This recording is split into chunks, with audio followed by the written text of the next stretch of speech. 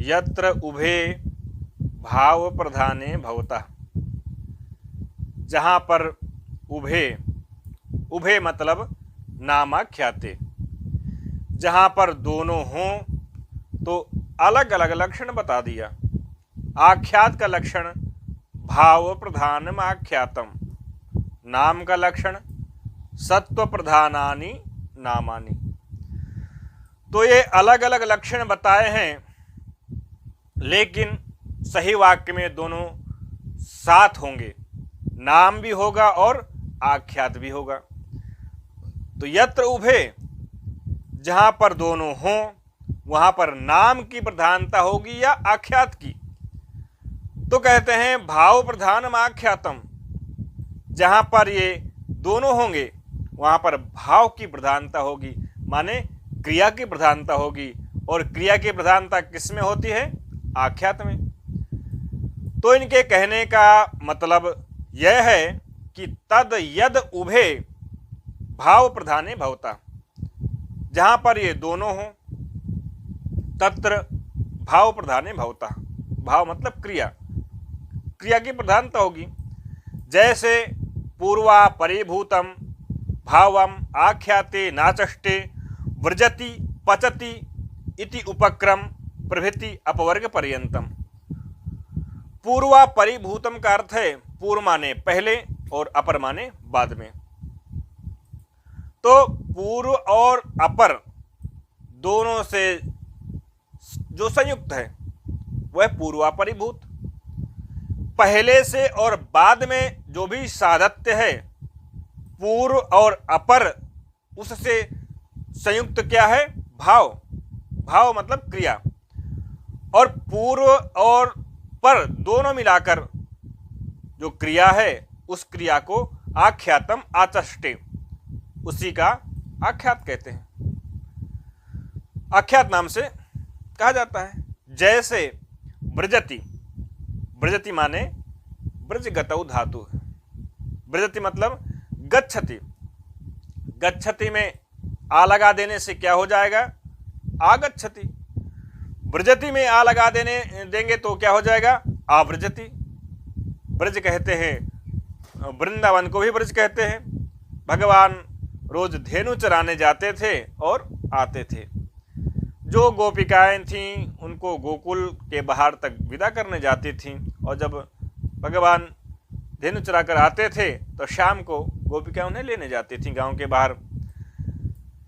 यहाँ यह कह रहे हैं कि व्रजति मतलब जाता है, पचति मतलब पकाता है। इसमें जो है उपक्रम प्रभृति, उपक्रम माने प्रारंभ, अपवर्ग माने समाप्ति। उपक्रम प्रभृति अपवर्ग पर्यंतम आख्याते नाचष्टे। उपक्रम से लेकर के माने प्रारंभ से लेकर के समाप्ति तक जो जो उसमें भाव मतलब क्रियाएं हैं, उन सारी क्रियाओं का जो समूह है उसको आख्यात कहते हैं। व्रजति माने गच्छति, जाता है, और पचति माने पकाता है। जैसे गुरुजी काशी से द्वारिका जा रहे हैं और जो द्वारिका में व्यक्ति है उसको सूचित कर दिया गया है। द्वारिका वाला व्यक्ति क्या सोचता है कि हमारे गुरुजी काशी से आ रहे हैं। कहाँ पहुँचे हैं? तो अभी उज्जैन पहुँचे हैं, अभी यहाँ पहुँचे हैं, तो आ रहे हैं, यही व्यक्ति कहता है। या यहाँ काशी वाला व्यक्ति कहेगा कि जा रहे हैं। तो वो जो जा रहे हैं गुरुजी, तो रास्ते में शयन भी करेंगे, पढ़ भी रहे हैं, स्वल्पाहार भी कर रहे हैं। तो स्वल्पाहार करना, पढ़ना, शयन करना, संध्योपासन करना, पूजा करना, जब तक वहाँ नहीं पहुँच जाएंगे तब तक वो क्या कहेगा? व्यक्ति भेजने वाला एक ही क्रिया से कहेगा कि जा रहे हैं। ये नहीं कहेगा कि भोजन कर रहे हैं, पढ़ रहे हैं, ऐसा तो नहीं कहेगा। अब उपक्रम माने प्रारंभ से लेकर के अपवर्ग माने समाप्ति तक एक ही आख्यात होगा, लेकिन एक आख्यात में क्रियाएं अनेक होंगी और अनेक क्रियाओं का जो समूह है उसी का नाम आख्यात है। यहां पूर्व और अपर भाव है। पूर्व माने आरंभ, अपर माने समाप्ति। तो पूर्व और अपर भावों का जो समुदाय है वह आख्यात है और वह जो एक ही आख्यात से कहा जाएगा कि गुरुजी आ रहे हैं, अभी यहाँ तक पहुँचे हैं, जल पी रहे हैं, ये कोई नहीं कहेगा। भोजन कर रहे हैं, बातचीत कर रहे हैं, उपदेश कर रहे हैं, ये सब तो क्रियाएं तो हैं, चल रहे हैं। अपने समुदाय के लोगों को कुछ आध्यात्मिक ज्ञान भी दे रहे हैं, ये सारी क्रियाएं हैं। इन सारी क्रियाओं को ना कह करके एक ही आख्यात कहा जाएगा कि हमारे गुरुजी आ रहे हैं या हमारे गुरुजी जा रहे हैं। तो ये तो ब्रजति का उदाहरण हो गया। पचति का उदाहरण क्या है? देवदत्त भोजन पकाता है। क्या करता है भोजन पकाने में? चूल्हे पर वो बटलोई रखता है।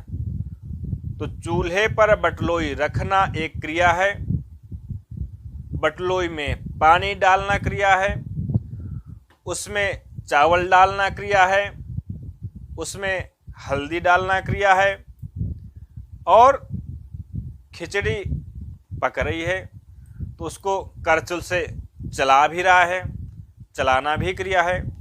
लेकिन आग अगर बुझने लगती है तो उसमें लकड़ी डालता है, आग अगर बुझ जाती है तो फूंक मारता है। तो फूंकना, लकड़ी डालना, करछुल से चलाना, और जो है उसमें जो हल्दी डालना है, उसको जो ढकना है, ये सब क्रियाएं हैं। खिचड़ी पक रही है, तब तक देवदत्त का मित्र आ गया, उससे वार्ता भी करता है। देवदत्त एक आचार्य हैं, उसके कुछ शिष्य भी आ गए। खिचड़ी पक रही है और वो पढ़ा भी रहा है। लेकिन इन सारी क्रियाओं में किस आख्यात से कहा जाएगा? देवदत्तः इदानीं पचति।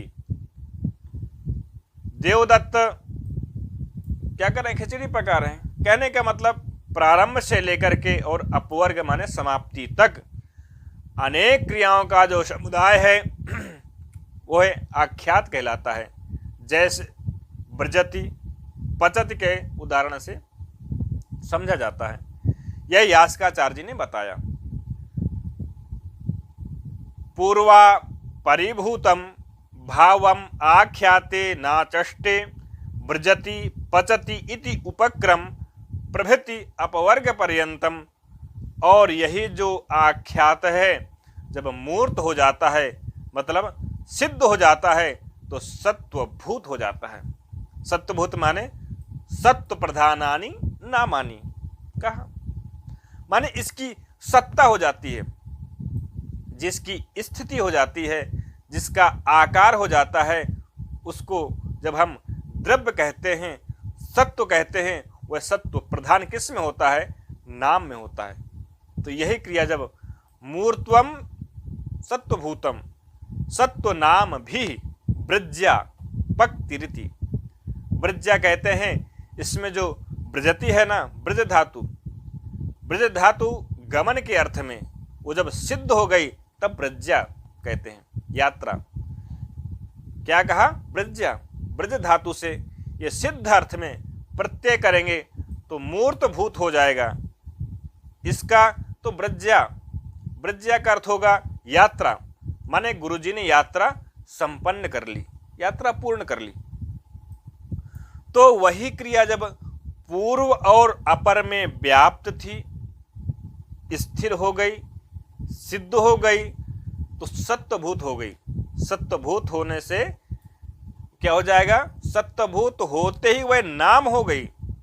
इसी प्रकार पक्ति कहते हैं, जो पाचन से सिद्ध हो गया वो पक्ति कहे या पाक कहें। खिचड़ी जब पक जाती है तो उसको क्या कहा जाएगा? पाक। आपका पाक हो गया। तो पचन जो था, पचती था, जब सिद्ध हो जाएगा तो क्या हो जाएगा? पाक। उसी को यहाँ पक्ति कहा जाता है। पक्ति और पाक एक ही अर्थ है। यास का और वृज्या एक ही अर्थ है। ब्रज धातु से बनाना है तो वृज्या, पच धातु से बनाना है तो पच्या। इसको दूसरे अर्थ में यास का भी कह सकते हैं। तो पाकहा या पक्ति कहेंगे तो नाम हो जाएगा, यास का या वृज्या कहेंगे तो नाम हो जाएगा। वृज्या सन्यासियों में प्रयोग होता है, गमन करते हैं तो वृज्या कहते हैं। तो कहने का मतलब जो है, नाम के गर्भ में भी आख्यात ही होता है। आख्यात जब सिद्ध हो जाता है तब नाम बन जाता है। तो अभी वो दो का उपदेश दिए थे, आख्यात का और नाम का।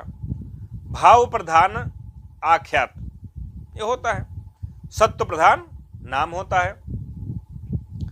आख्यात और भाव में क्या अंतर है? भाव प्रधान माख्यातम कहा, भाव और आख्यात में अंतर क्या है? भाव कहते हैं एक क्रिया को और आख्यात कहते हैं अनेक क्रियाओं के समुदाय को। पूर्व और अपर से जो संयुक्त जो भाव है वह आख्यात।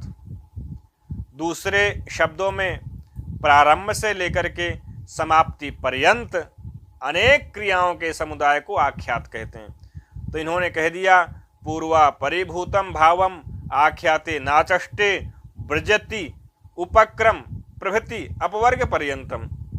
पूर्व और अपर भूत तो भाव है, वही आख्यात कहा जाता है। पूर्व और अपर, पूर्व क्या है?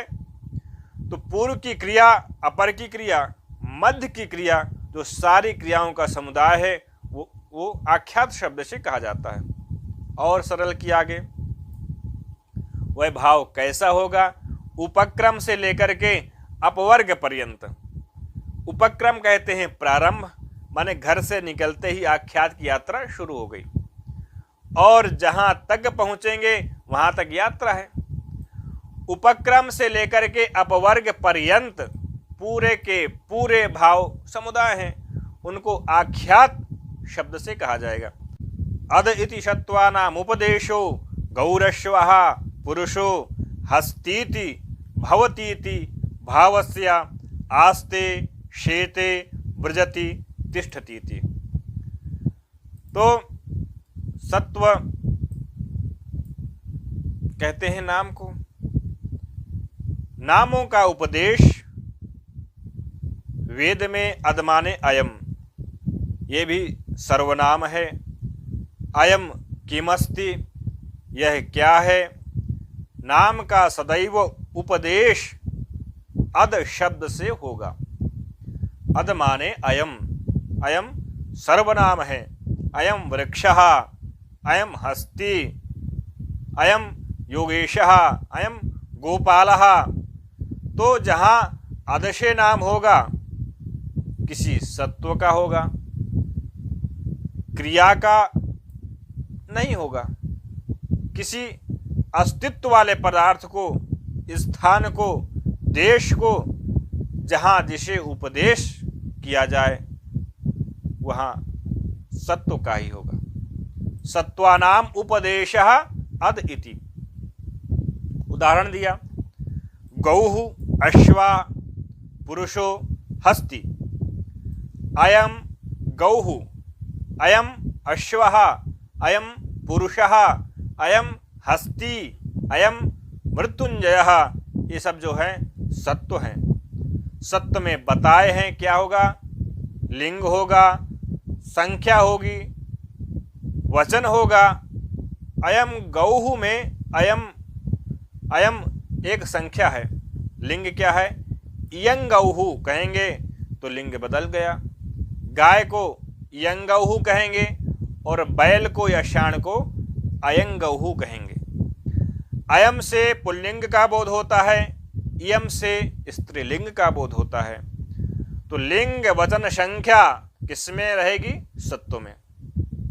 सत्व माने नाम। इसी प्रकार अयम अश्वः है, यहाँ अश्व एक है, एक वचन की संख्या हो गई। अश्व अधिक हैं तो संख्या बढ़ जाएगी, इमे अश्वा हो जाएगा। इमे बहुवचन होगा, अश्वाहा बहुवचन होगा, संख्या बढ़ जाएगी।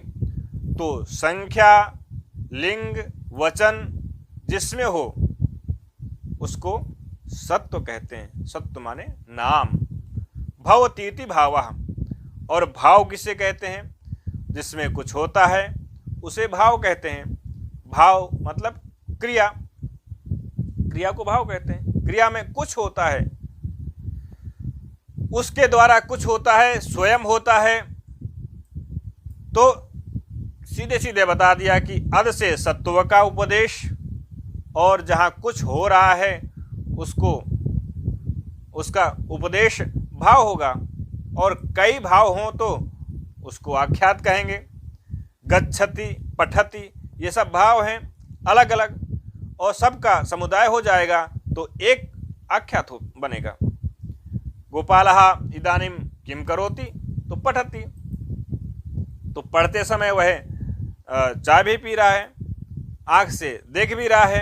पश्यति तो नहीं कोई कहेगा, वो लिख भी रहा है तो पठति ही कहेगा, लिखति नहीं कहेगा। लेकिन लिख रहा है, कभी कभी बोल भी रहा है, वदति नहीं कहेगा, क्या कहेगा? पठति ही कहेगा। तो जितने भी अवान्तर क्रियाएं हैं वह भाव हैं, और उन तमाम क्रियाओं को आख्यात कहेंगे। और आख्यात प्रधान ही होता है किसमें?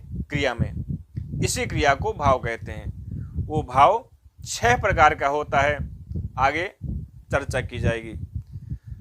तो ये होगा, थोड़े शब्दों में यदि कहेंगे तो आख्यात अद से जो है नाम का उपदेश, और भाव से आख्यात का उपदेश कहते हैं।